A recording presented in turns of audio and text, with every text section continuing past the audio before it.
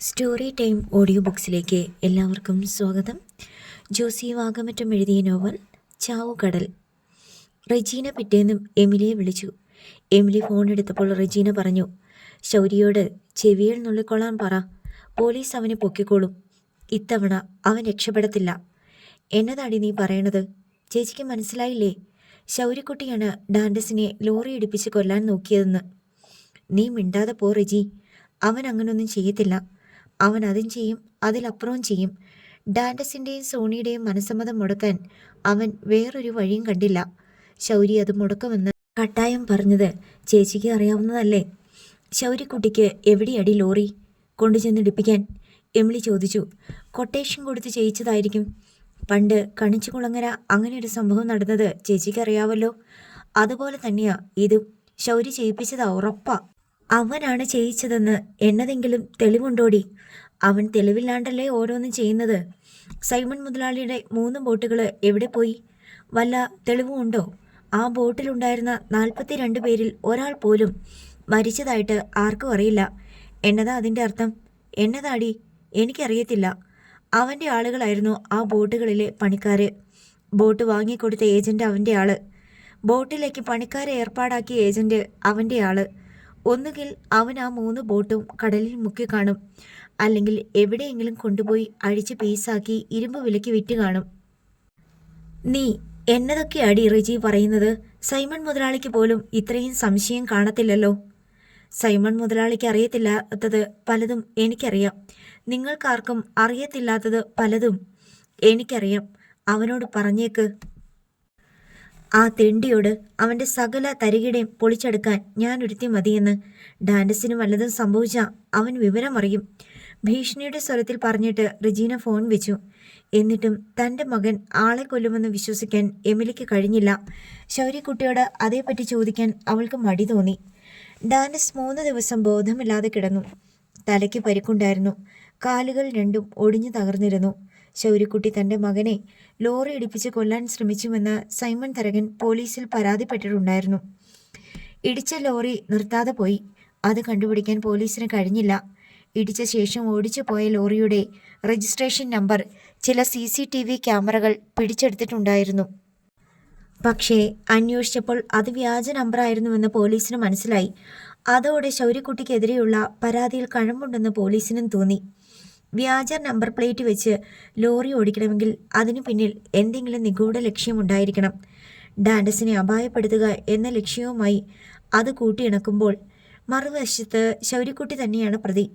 ഒന്നാമത്, സൈമൺ തരകൻ്റെ കുടുംബവുമായി ശൗര്യക്കുട്ടി ബദ്ധശത്രുതയിലാണ്.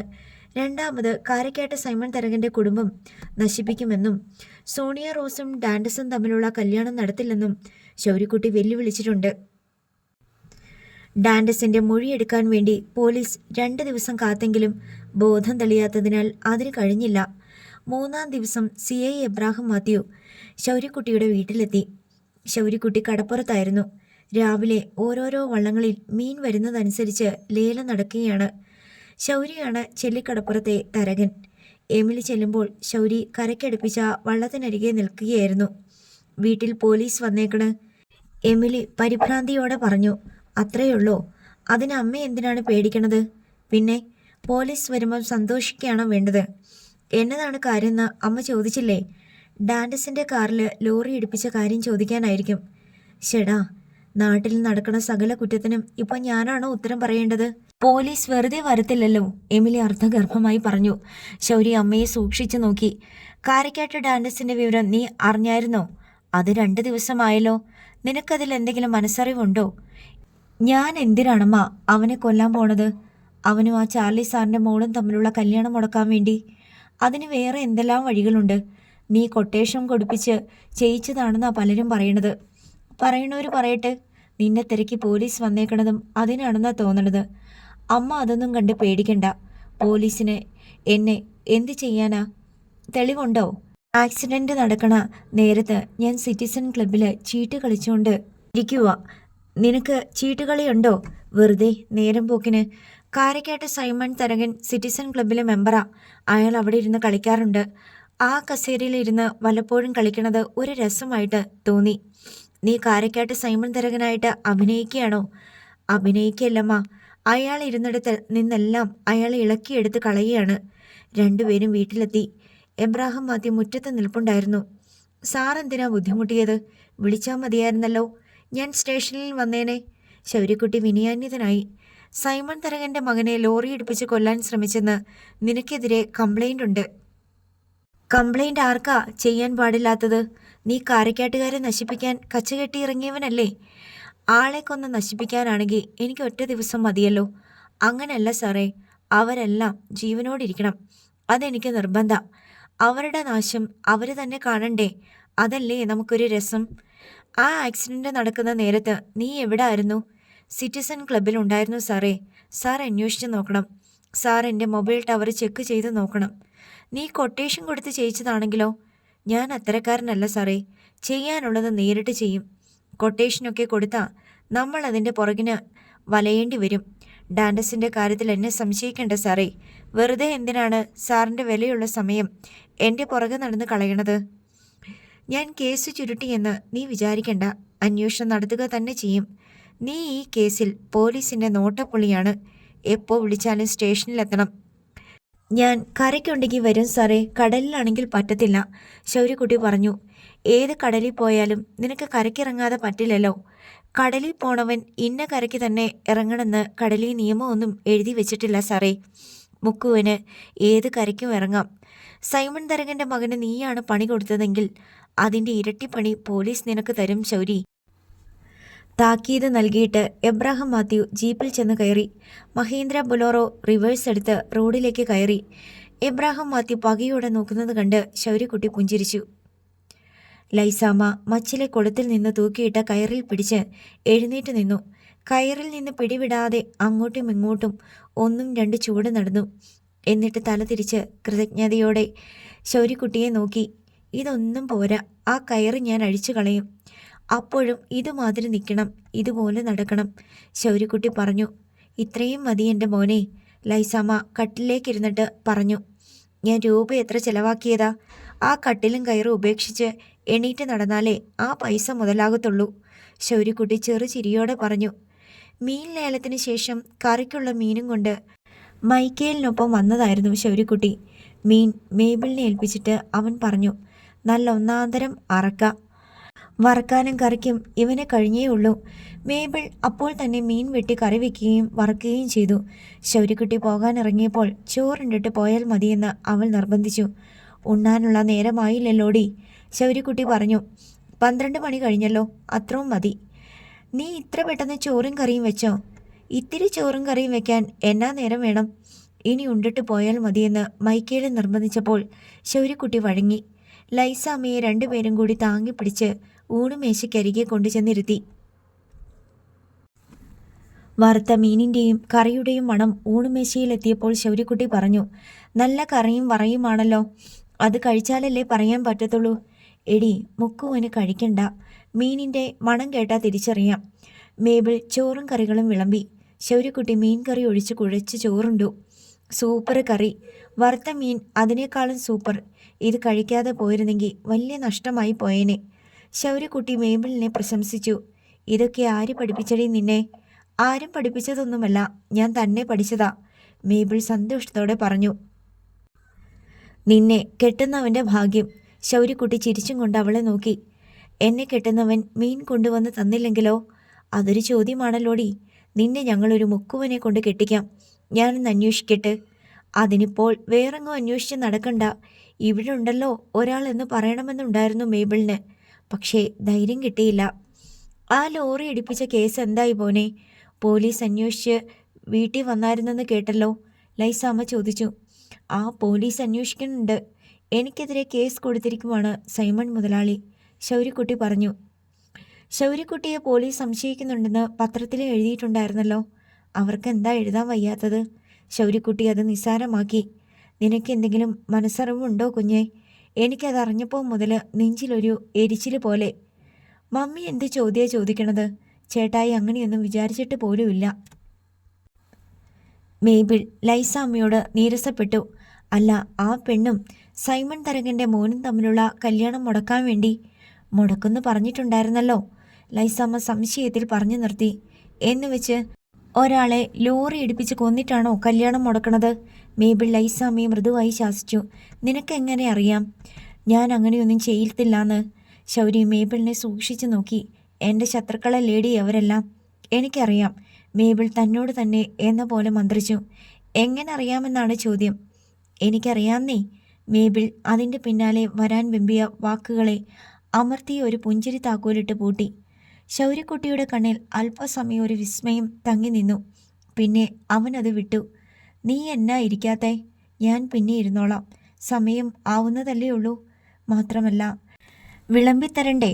അങ്ങോട്ടിരിയടി. ശൗരി കസേരയിലേക്ക് കൈ ചൂണ്ടി. ഒരു വിളമ്പക്കാരി വന്നിരിക്കണു. ഇവിടെ ആർക്കും കയ്യിലേ വിളമ്പാൻ. മേബിൾ അനുസരണയോടെ കസേരയിലേക്കിരുന്നു. പ്ലേറ്റ് എടുത്തു വെച്ച് ചോറും കറികളും വിളമ്പി. അവളുടെ തുടുത്ത മുഖത്തും കണ്ണിലും സന്തോഷം തുളുമ്പി നിന്നു. 3-ാം ദിവസം ബോധം തെളിഞ്ഞപ്പോൾ ഡാൻഡസിൻ്റെ മൊഴിയും എടുത്തു പോലീസ്. ലോറിയുമായി കാറിൻ്റെ വലതുവശം ചെറുതായി ഒന്നുരസിയത് സത്യമാണ്. പക്ഷേ അപകട കാരണം അതൊന്നുമല്ല. പാലം റോഡ് നിരപ്പിൽ നിന്ന് ഉയർന്നതായതുകൊണ്ട് ഡാൻഡസിനോ എതിരെ വന്ന ലോറിക്കോ പരസ്പരം കാണുക അസാധ്യമായിരുന്നു. ഡാൻഡസ് പാലത്തിലേക്ക് കയറുന്നതിന് ഒരു നിമിഷം മുമ്പ് ലോറി പാഞ്ഞെത്തി. 2 വാഹനങ്ങൾ ഒരേ സമയം പോകാൻ തക്ക വീതിയില്ലാത്ത പാലമാണ്. പാലത്തിലൂടെ പാഞ്ഞു വന്ന ലോറി ഇടിക്കാതിരിക്കാൻ ഡാൻഡസിന് കാർ ഇടത്തോട്ട് വെട്ടിക്കുക മാത്രമേ മാർഗമുണ്ടായിരുന്നുള്ളൂ. ഇടതുവശത്ത് റോഡില്ലായിരുന്നു താനും. ലോറിയുടെ ബോണറ്റിൽ കാർ ബോണറ്റിൻ്റെ വശമുരസി കാർ നേരെ പാലത്തിൻ്റെ കൈവരിക്കപ്പുറത്തെ കോൺക്രീറ്റ് തൂണിലിടിച്ചു. പിന്നെ ഒന്നും ഡാൻഡസിന് ഓർമ്മയില്ല. അത് ശരിക്കും ആക്സിഡന്റ് തന്നെയായിരുന്നെന്നും ആരും അപായപ്പെടുത്താൻ ശ്രമിച്ചതായി തോന്നുന്നില്ലെന്നും ഡാൻഡസ് പറഞ്ഞു. പാലത്തിലേക്ക് എത്തും മുമ്പ് താൻ ഒരു ഓട്ടോറിക്ഷയെ ഓവർടേക്ക് ചെയ്യാൻ വേണ്ടി വണ്ടി വേഗം കൂട്ടിയിരുന്നെന്നും അങ്ങനെ ചെയ്തില്ലായിരുന്നെങ്കിൽ ആക്സിഡന്റ് സംഭവിക്കുമായിരുന്നില്ലെന്നും ഡാൻഡസ് കൂട്ടിച്ചേർത്തതോടെ ശൗര്യക്കുട്ടിക്കെതിരായ കൊലപാതക കേസിൻ്റെ വീര്യം കെട്ടു. പിന്നീട് സൈമൺ തരകൻ മകനോട് ആവലാതിപ്പെട്ടു. നീ എന്തിനാണ് പോലീസിനോട് അങ്ങനെയൊക്കെ പറയാൻ പോയത്? ഞാൻ ശൗര്യയുടെ പേരിൽ പരാതി കൊടുത്തിട്ടുണ്ടെന്ന് പറഞ്ഞില്ലായിരുന്നോ? ഇത് അവൻ്റെ തലയിലോട്ട് വെച്ച് കെട്ടാമായിരുന്നല്ലോ. വെറുതെ എന്തിനാണ് പപ്പ ഒരാൾ ചെയ്യാത്ത കുറ്റം അടിച്ചേൽപ്പിക്കുന്നത്? എടാ മോനെ, അവൻ നമ്മുടെ ശത്രുവാണ്. നമ്മളെ തോൽപ്പിക്കാൻ വാശി കെട്ടി ഇറങ്ങിയവനാണ്. നിന്റെ കല്യാണം മുടക്കാൻ വേണ്ടി എന്തും ചെയ്യുമെന്ന് പറഞ്ഞവനാണ്. കള്ളം പറഞ്ഞ് ആരെയും ചതിച്ചിട്ട് എനിക്കൊരു നേട്ടവും വേണ്ട പപ്പ. ഡാൻഡസ് ദുർബലമായ സ്വരത്തിൽ പറഞ്ഞു. കഠിനമായ വേദനയും പാരവശ്യവും അവനെ ഞെരുക്കുന്നുണ്ടായിരുന്നു. സൈമൺ തരകൻ നിരാശയോടെ തലയാട്ടി. 2 മാസത്തോളം ഡാൻഡസ് ഹോസ്പിറ്റലിൽ കഴിഞ്ഞു. അതിനിടെ 2 തവണ കാലിന് ഓപ്പറേഷൻ നടത്തി. ഹോസ്പിറ്റലിൽ നിന്ന് ഡിസ്ചാർജായി വീട്ടിലെത്തിയ ശേഷവും 3 മാസത്തോളം ബെഡ് റെസ്റ്റിൽ തന്നെയായിരുന്നു ഡാൻഡസ്. സോണിയ റോസ് ഇടയ്ക്കിടെ അവനെ സന്ദർശിക്കാൻ എത്തുമായിരുന്നു. ഇനിയും ഡാൻഡസിൻ്റെ കാലുകളിൽ ഓരോ ശസ്ത്രക്രിയ കൂടി ബാക്കിയുണ്ട്. ഒടിഞ്ഞ എല്ലുകൾ ശരിയായ വിധത്തിൽ ഉറപ്പിച്ച ശേഷം അവയ്ക്ക് താങ്ങായി വെച്ചിരുന്ന കമ്പികളും റാഡുകളും അടക്കമുള്ള കൃത്രിമ ഭാഗങ്ങൾ നീക്കം ചെയ്യാൻ വേണ്ടിയാണ് അത്. ഡാൻഡസിൻ്റെ ചികിത്സയ്ക്ക് വേണ്ടി ലക്ഷക്കണക്കിന് രൂപ സൈമൺ തരകൻ്റെ പണപ്പെട്ടിയിൽ നിന്ന് ചോർന്നുപോയി. പാതിയോളം പണിയെത്തിയ ഫാക്ടറിയുടെയും ഐസ് പ്ലാന്റിൻ്റെയും നിർമ്മാണം പാടെ നിലച്ചുപോയി. ശൗര്യക്കുട്ടി കടപ്പുറങ്ങളിൽ ആധിപത്യം സ്ഥാപിച്ചതോടെ വരുമാനം നന്നേ ചുരുങ്ങി. സ്വന്തം വള്ളങ്ങൾക്ക് പോലും കടലിൽ പണിയില്ലാതായി. തെങ്ങും പുരയിടത്തിൽ നിന്ന് കിട്ടുന്ന തേങ്ങ മുൻപൊക്കെ കള്ളു കുടിക്കാനുള്ള വകയായിരുന്നെങ്കിൽ ഇപ്പോഴത് കഞ്ഞി കുടിക്കാനുള്ള വകയായി മാറി. കൊച്ചിൻ ഫിനാൻസിൽ 6 തവണയോളം വായ്പയുടെ തിരിച്ചടവും മുടങ്ങി. 3-ാം മാസം മുതൽ ഫിനാൻസ് കമ്പനിയുടെ രജിസ്ട്രേഡ് നോട്ടീസുകൾ കാരക്കാട്ട് വീട്ടിലെത്തി തുടങ്ങി. ചെല്ലിക്കടപ്പുറത്തെ പാർക്കിംഗ് ഏരിയയിൽ നിന്ന് കിട്ടുന്ന തറവാടക ഒന്നിനും തികയാതെയായി. കടലിൽ പണിയില്ലാത്തതിനാൽ വണ്ടികൾ വളരെ കുറച്ച് ചെല്ലിക്കടപ്പുറത്ത് വരികയും പോവുകയും ചെയ്തിരുന്നുള്ളൂ. വിൻസി ഒരാൺകുഞ്ഞിനെ പ്രസവിച്ചതും ഷീബ മേരി ഗർഭിണിയായതും മാത്രമായിരുന്നു ശൗര്യക്കുട്ടിയുടെ വീട്ടുവിശേഷം. ലൈസാമ്മ കയറിൻ്റെ സഹായമില്ലാതെ എഴുന്നേറ്റ് പിച്ച വെച്ച് നടന്നു തുടങ്ങി. ശൗര്യക്കുട്ടി കടലിൽ പോയി വരുമ്പോൾ കറിക്ക് കൊടുക്കുന്ന മീൻ കറി വെച്ചും വറുത്തും അവന് ഊണ് തയ്യാറാക്കി കൊടുക്കുന്നതിൽ മാത്രമായി മേബിളിൻ്റെ സന്തോഷവും സംതൃപ്തിയും. കാറ്റിൻ്റെയും കടലിൻ്റെയും ഗതിവ്യതിയാനങ്ങൾ കണ്ടപ്പോൾ തന്നെ എമിലിക്ക് പന്തികേട് തോന്നിയതാണ്. മനസ്സ് പ്രക്ഷുബ്ധമായിരിക്കുന്നു. ആഞ്ചലോസിനെ കടലിൽ കാണാതായ രാത്രിയിൽ അവൾ അത് അനുഭവിച്ചിട്ടുള്ളതാണ്. പിന്നീട് 2004 സുനാമിക്ക് തൊട്ടുമുമ്പും അവളുടെ മനസ്സിലൊരു കടൽ ഇളകി മറിഞ്ഞിരുന്നു. കുഞ്ഞന്ന എമിലിയോട് തിരക്കി. നിനക്ക് എന്നാ ഇരിക്കപ്പുറതി ഇല്ലാത്ത മാതിരി?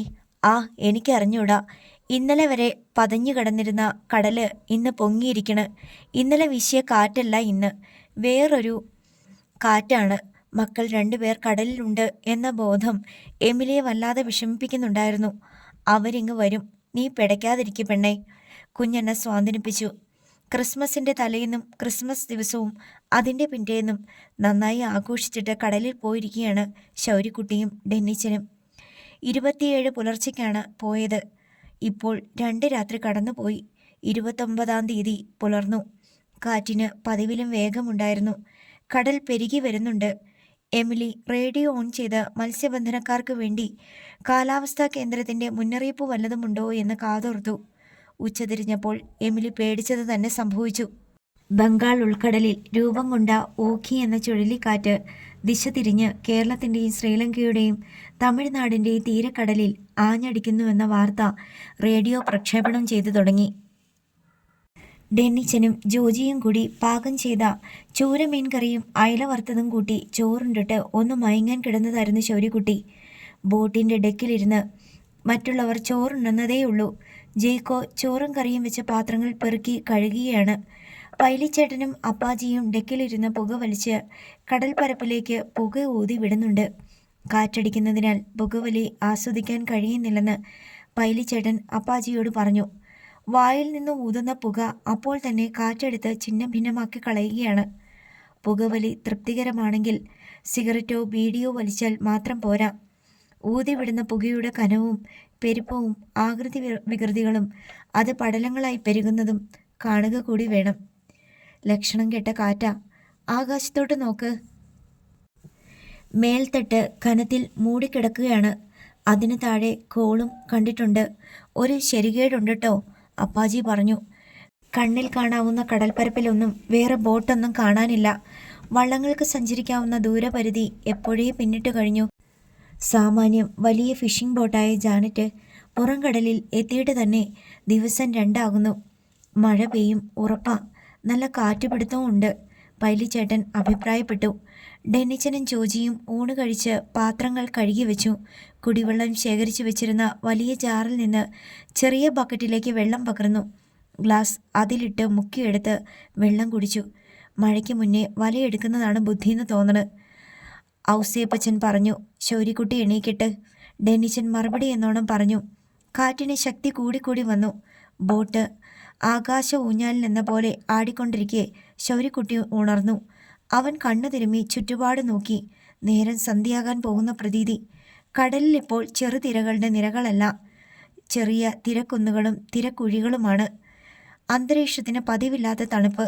തെക്ക് കിഴക്കേ ചക്രവാളത്തിന് കീഴെ കടൽ തിരിച്ചറിയാൻ കഴിയുന്നില്ല.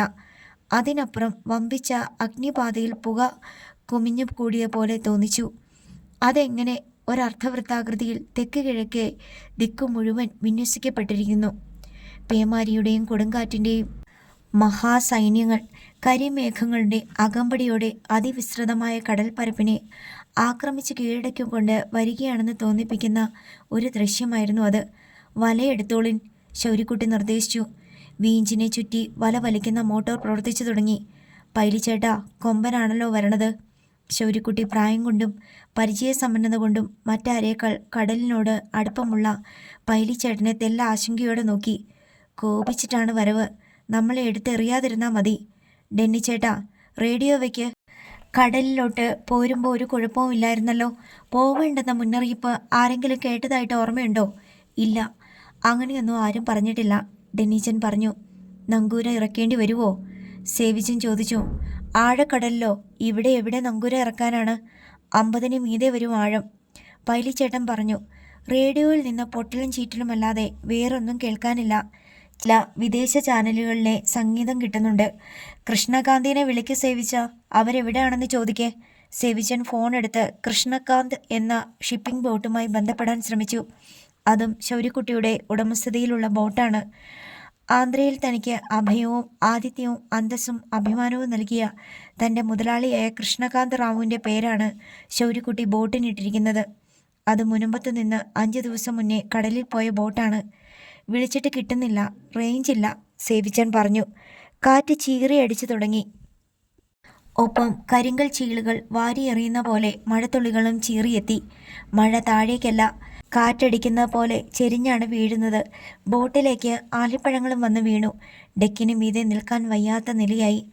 ആയിരക്കണക്കിന് പേർ നിറഞ്ഞു നിന്ന് കല്ലെറിയുന്ന പോലെ നെല്ലിക്ക വലുപ്പത്തിലുള്ള മഞ്ഞുകട്ടകൾ വന്ന് പതിക്കുകയാണ്. ഒരു മഴനിര കടന്നുപോയി. ഇപ്പോൾ മഴയില്ല, ആലിപ്പഴങ്ങളുടെ കല്ലേറില്ല, ഒരു നിമിഷത്തേക്ക് കാറ്റുമില്ല. അടുത്ത നിമിഷം ശൗര്യക്കുട്ടിയും കൂട്ടരും വ്യക്തമായി കണ്ടു. കടലിലെമ്പാടും കറുത്ത പൊടിപടലമിളകിയതുപോലെ ചുറ്റിത്തിരിഞ്ഞു വരുന്ന കൊടും ചുഴലി. ആകാശത്ത് നിന്ന് ഭീമാകാരമായ ഒരു മേഘത്തൂൺ കടലിലേക്ക് നീണ്ടു പരന്നിറങ്ങി. അതിനുള്ളിൽ മേഘങ്ങളും മഴത്തുള്ളികളും കുമിഞ്ഞുകൂടി. കടൽപ്പരപ്പിനെ അത് മുകളിലോട്ട് വലിച്ചു. ബോട്ട് കിടന്നയിടത്തെ ജലപ്പരപ്പ് താണു. പെട്ടെന്ന് തങ്ങൾ അഗാധമായ ഒരു കുഴിയിൽ അകപ്പെട്ടതായി ബോട്ടിലുള്ളവർക്ക് തോന്നി. മുന്നിൽ ഒരു ജലപർവ്വതം ഉയർന്നു വന്നു. അത് ബോട്ടിന് നേർക്ക് വന്നുകൊണ്ടിരുന്നു. അതിൻ്റെ വശം ബോട്ടിനെ ഉയർത്തി. ഒരു കുന്നിൻ ചെരുവിൽ എന്ന പോലെ ബോട്ട് ഒരു വശത്തേക്ക് ചെരിഞ്ഞു. ആ നിലയിൽ ജലപർവ്വതം ഒന്ന് കീഴ്മേൽ മറിഞ്ഞാൽ, ഒരടിയടിച്ചാൽ കച്ചിത്തുരുമ്പ് പോലെ ഞെരിഞ്ഞു താണു പോകാനുള്ളതേ ഉള്ളൂ തങ്ങളുടെ ബോട്ട് എന്ന പേടിയുടെ ആന്തലിൽ പിടികിട്ടിയിടത്തൊക്കെ അള്ളിപ്പിടിച്ച് അന്തം വിട്ടു നിൽക്കുകയായിരുന്നു ശൗര്യക്കുട്ടിയടക്കം ആ ബോട്ടിലുള്ളവർ. പെരുകി പെരുകി വന്ന കടൽ പർവ്വതം ആദ്യം ബോട്ടിനെ നെഞ്ചിലേറ്റി, പിന്നെ തോളത്തും നെറുകയിലുമേറ്റി. അത് മറുവശത്തേക്ക് കടന്നു പോയപ്പോൾ ബോട്ട് ഇപ്പുറത്തെ ചെരുവിലേക്ക് വീണു.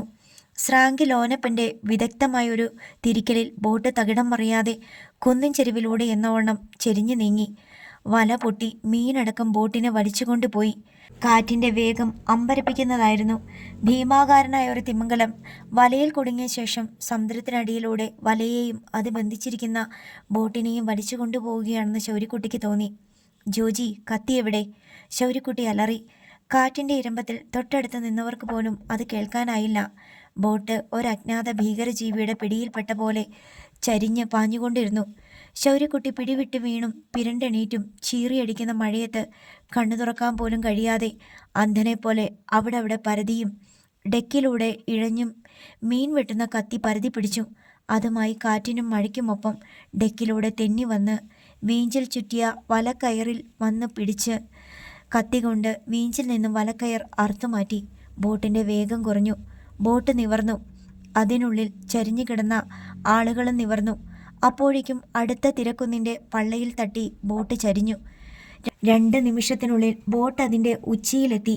വീണ്ടും മറുവശത്തെ തീരക്കുഴിയിലേക്ക് എടുത്തെറിയപ്പെട്ടു. ബോട്ടിൻ്റെ എഞ്ചിൻ നിലച്ചു. ലോനപ്പൻ എത്ര ശ്രമിച്ചിട്ടും വീണ്ടും അത് സ്റ്റാർട്ടാക്കാൻ കഴിഞ്ഞില്ല. രാക്ഷസ തിരകൾ ബോട്ടിനെ എടുത്തു പൊക്കി തീരക്കൈകളിലിട്ട് ഒരു കളിപ്പാട്ടം പോലെ അമ്മാനമാടി വലിച്ചെറിയുകയും പിടിച്ചെടുക്കുകയും ചെയ്തു.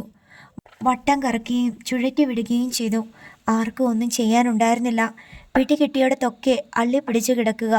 ഇടയ്ക്ക് ബോട്ടിന് മീതെ കൂടി തിര ആഞ്ഞടിച്ചു. ഡെക്കിലുണ്ടായിരുന്ന എല്ലാ സാധനങ്ങളും ഒഴുകിപ്പോയി. എഞ്ചിൻ മുറിയിൽ അരയ്ക്കൊപ്പം വെള്ളമായി. ഒരു വേള ശക്തമായ തിരയടിയിൽ അപ്പാജിയുടെ പിടുത്തം വിട്ട് ഡെക്കിൻ്റെ വക്കിലെ ഇരുമ്പ് തൂണ് വരെ അയാളെ തിര കൊണ്ടുപോയി. കമ്പിയിൽ പിടുത്തം കിട്ടിയ അപ്പാജി അതിൽ തൂങ്ങിക്കിടന്നു. ശൗര്യക്കുട്ടി ഇഴഞ്ഞു ചെന്ന് അയാളെ പിടിച്ച് ബോട്ടിലേക്കിടാൻ ശ്രമിച്ചെങ്കിലും ശക്തമായ കാറ്റത്തും മഴയത്തും അത് അസാധ്യമായിരുന്നു. ആരെങ്കിലും ഒരു കൈ സഹായിക്കടാ. ശൗര്യക്കുട്ടി പിന്നോട്ട് തിരിഞ്ഞു നോക്കി. സർവ്വശക്തിയും എടുത്ത് അമറി. പക്ഷേ കൈ വിട്ടൊരു കളിക്ക് ആരും തയ്യാറായില്ല. തലമുടി നാരിൽ പിടിച്ചു കിടക്കുന്നത് പോലെയാണ് ഓരോരുത്തരും. ഒരു തിരയടിച്ച് കടലിലെറിഞ്ഞാൽ പിന്നെ ശവം പോലും കിട്ടിയെന്ന് വരില്ല. ശൗര്യക്കുട്ടിക്ക് കടലിൽ വീഴാതെ പിടിച്ചു നിൽക്കാൻ ഒരു കൈ വേണമായിരുന്നു. ഒരു കൈ കമ്പിയിലും മറ്റേ കൈ ശൗര്യക്കുട്ടിയുടെ വിരലുകളിലും പിടിച്ച് അപ്പാജി ഇടയ്ക്കിടെ ദയനീയമായി ശൗര്യക്കുട്ടിയെ നോക്കി. ജീവിതത്തിലും മരണത്തിനുമിടയിലെ നൂൽപ്പാലത്തിലായിരുന്നു അയാൾ. ഞാൻ പിടിവിടില്ല, പേടിക്കണ്ട. ശൗര്യക്കുട്ടി ആകാവുന്ന ഉച്ചത്തിൽ അയാളുടെ നേർക്ക് വിളിച്ചലറി. കാറ്റിനും മഴയ്ക്കും തിരക്കുന്നുകൾക്കും ഒരു ശമനവും ഉണ്ടായില്ല. ഉപ്പുവെള്ളത്തിൽ നനഞ്ഞും കുതിർന്നും അപ്പാജിയുടെ പല്ലുകൾ കൂട്ടിത്തല്ലി.